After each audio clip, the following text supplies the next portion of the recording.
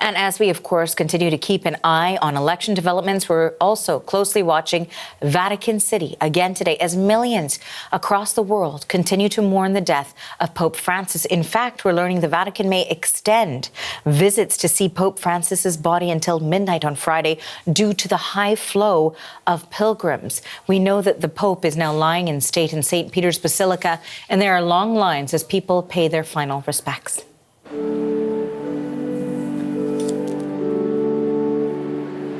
Thousands of people have already passed through the Basilica, where Swiss guards stand to attention beside the casket. Earlier, a solemn procession brought the Pope's body from his nearby residence. His funeral is set for Saturday and will be attended by many world leaders.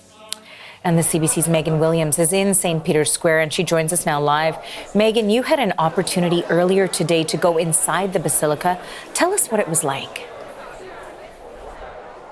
That's right, Deanna. I went in earlier with a group of journalists. I was fortunate enough to jump the lineup, which is now 8 hours long and is only going to get longer as more and more people pour into Rome to say their last goodbye to Pope Francis. As you said, his body was brought from his guest house inside the Vatican up the grand staircase of St. Peter's Basilica, and it is now there on display. A simple coffin. It's an open coffin. The Pope didn't want anything elaborate. He didn't want anything too elevated.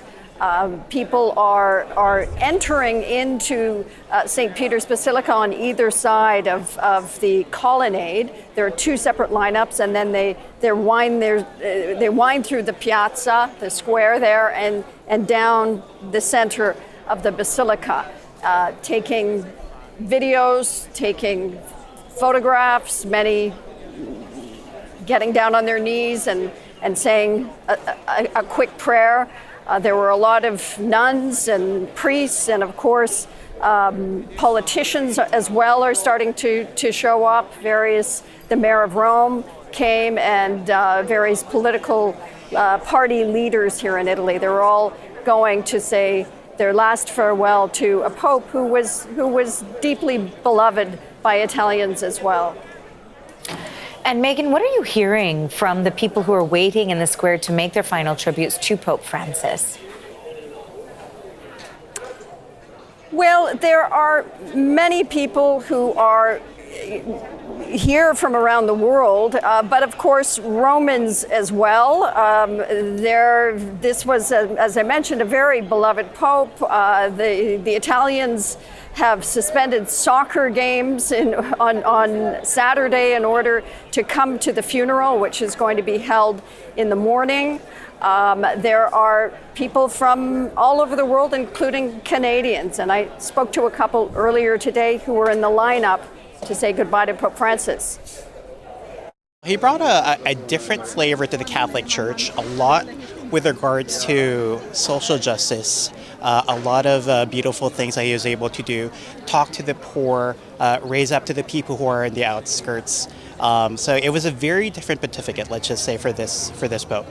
He's always been the spiritual father of the church, so the opportunity to sort of say farewell to him and thank him for guiding the church through this time, and also to pray for the church in this period, which will be a period of change, a period of novelty and newness.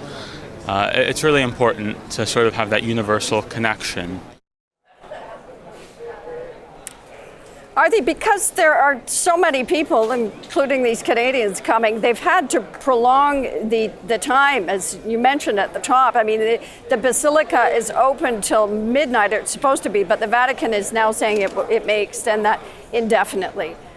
So I expect the lineups to get into St. Peter's are going to get longer and longer until Friday night at 8 o'clock, when they'll have the coffin closing ceremony in preparation for the funeral on Saturday morning.